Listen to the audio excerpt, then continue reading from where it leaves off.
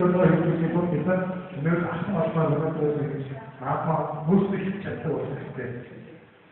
За жишээ нь бол томцоор хатарсныг одоо яг бэжиг гэдэг хятад бол ер нь жишээ таамаг надад бол тэмцээн нанжиг гэх том гурван автобус ихэдээ бол хэвээр автобус байна.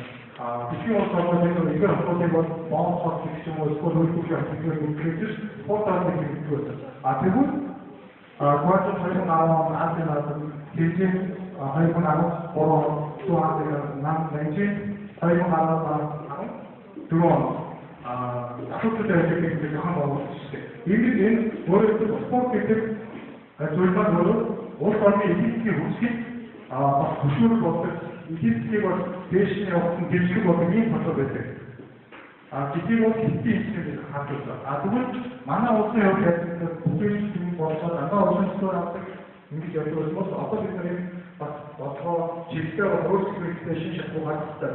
Гэдэг үгнээс энэ хэдийн бодлого дөрвөн жишээ жишээ дээшээ Африкийн наадам апаатар Азийн наадам авч ирсэн мөн хятадын наадмын хоёр талаар авч ирсэн. Энэ маш олон улс орны 20 жилийн